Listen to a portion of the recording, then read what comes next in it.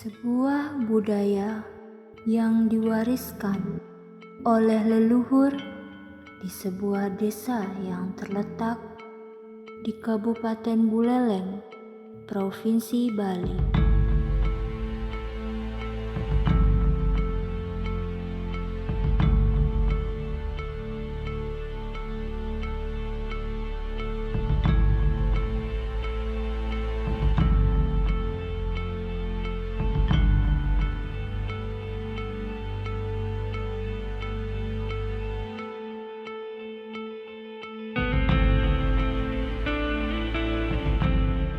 Kami mempersembahkan lukisan wayang kaca di desa Nagespaha.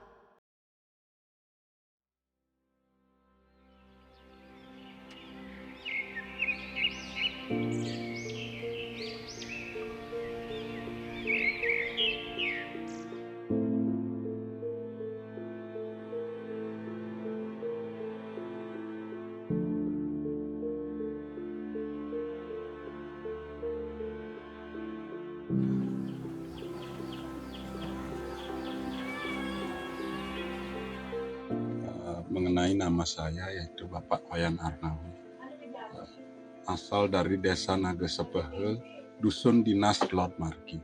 Saya mulai melukis wayang kaca sejak tahun 1980, sejak duduk di bangku SD.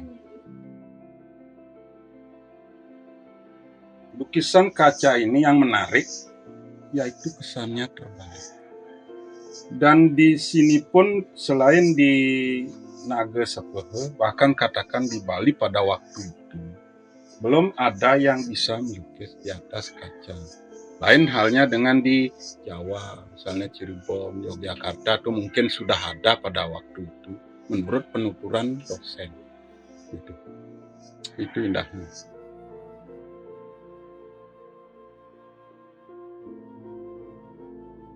Pasti sekali deh. Makanya wayang selain untuk perhiasan di tembok, melebar lagi juga untuk hiasan parbu. Misalnya untuk di pura-pura, Merajan dan lain sebagainya, dengan laris sampai sekarang ini.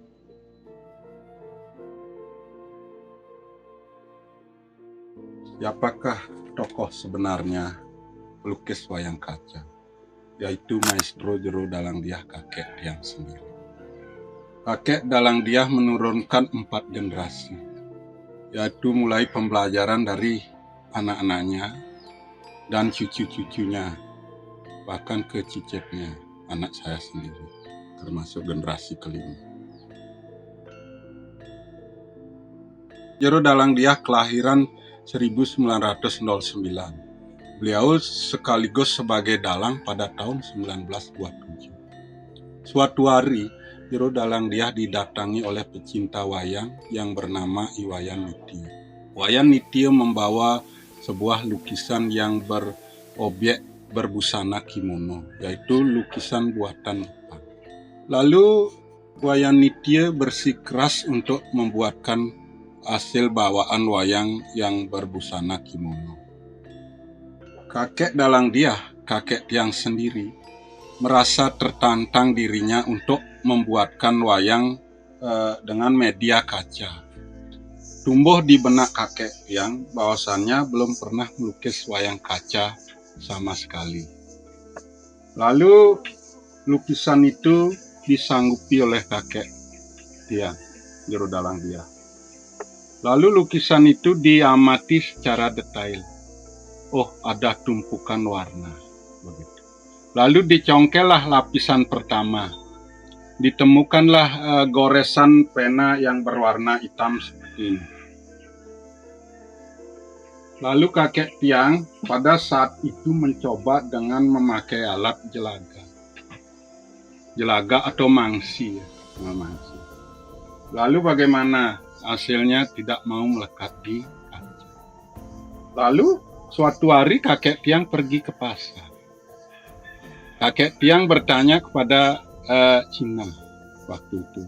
Lalu kakek Tiang menanyakan bagaimana di mana beli alat untuk melukis kaca. Lalu Cina menunjukkan bahwasannya tinta bak batangan seperti ini. Lalu sepulangnya dari pasar, kakek saya mencobanya dengan alat seperti ini, Dek, sederhana. Lalu dicoba, hasilnya mau melekat.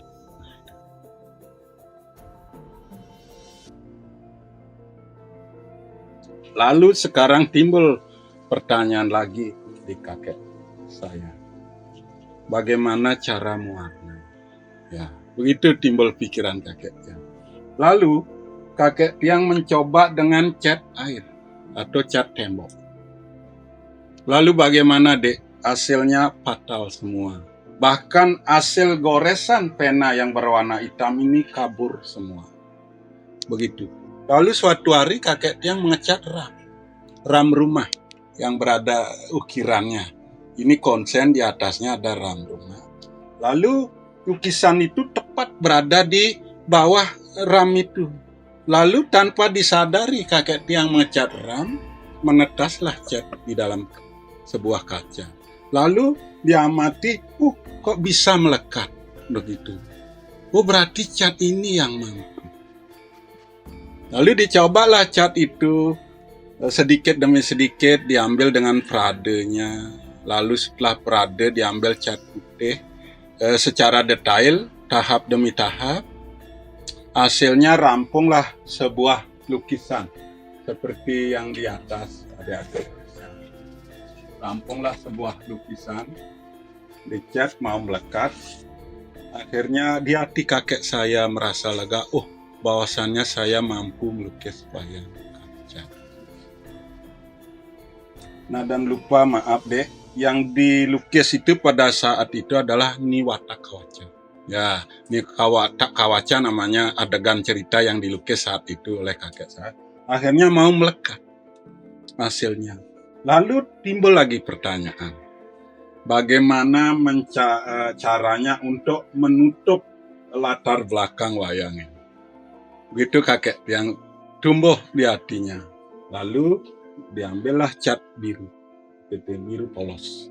Diblok, ditutup semua ini. Akhirnya seperti inilah hasilnya kakek yang waktu melukis di Watakawaca itu. Lalu di tahun 2000 kemarin ada penelitian dosen seni rupa dari Undiksa. Nah, para dosen inilah yang memberi saran kepada kakek tiang, janganlah memakai latar belakang polos saja. Begitu kata dosen itu. Lalu diajarilah kakek tiang membuat dengan setting pemandangan. Lalu apa, adik-adik, kesan belakangnya? Lukisan kakek yang mengalir pada saat itu, pada tahun 1927-an mengalir.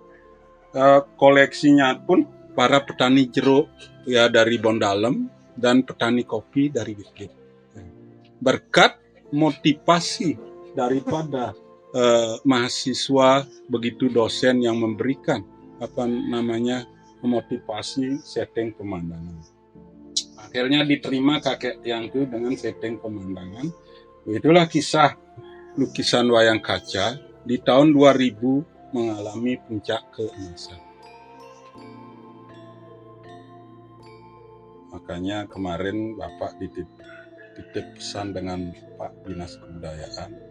Pesan dan kesan Bapak yaitu agar lukisan wayang kaca nanti ke depannya itu tidak memunah, tidak akan punah. Bahkan sekarang Bapak kan sempat jadi narasumber sekaligus jadi pelatih di Serbaguna Desa Nagespehe yang mengikuti itu pelatihan ke Undiksa yang kemarin.